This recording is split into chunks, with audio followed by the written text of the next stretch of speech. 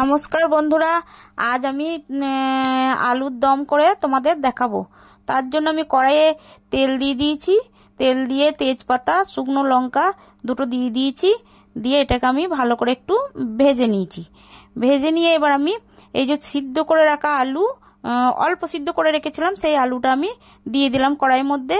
দিয়ে এবার এটাকে আমি একটু ভালো করে খুন্তির সাহায্যে নেড়ে নেব।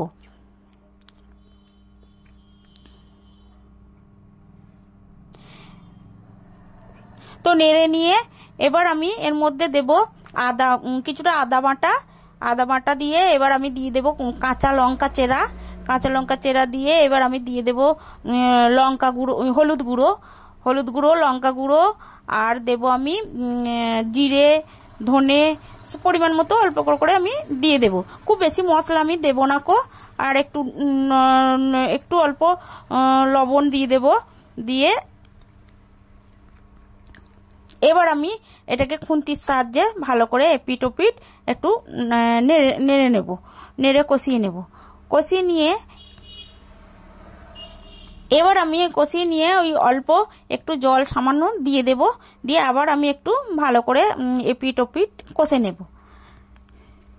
কষে নিয়ে আমি একটু সামান্য মানে স্বাদের জন্য অল্প চিনি দিয়ে দিয়েছি। চিনি দিয়ে এবার আমি দিয়ে দেব কাশ্মীরি লঙ্কার গুঁড়ো।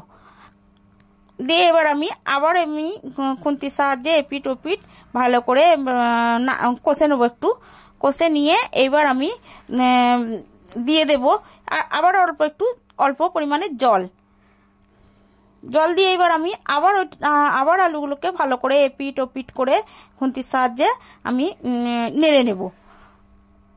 নেড়ে নিয়ে এইবার আমি দিয়ে দেব আরও কিছুটা লবণ, মানে স্বাদ মতো লবণ আমি দিয়ে দেব। দিয়ে আর একবার ভালো করে খুন্তির সাহায্যে আমি নাড়িয়ে চাড়িয়ে নেব। নিয়ে এবার আমি কিছুক্ষণের জন্য ঢাকা দিয়ে দেব। এবার ঢাকা খুলে এবার আমি দেখে নেব যে মশলাটা আমার কষা হয়ে গিয়েছে। এবার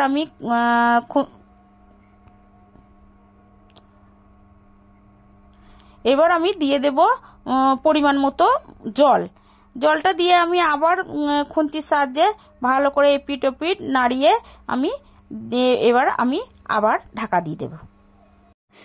তো এবার আমি ঢাকা খুলে দেখে নেব আলুটা একটু খুন্তির সাহায্যে নেড়ে চেড়ে দেখে নিয়ে আমার এটা তাহলে রেডি হয়ে গেছে। তো তোমরা এভাবে করবে। তো ভালো লাগলে আমার একটা লাইক কমেন্ট করো।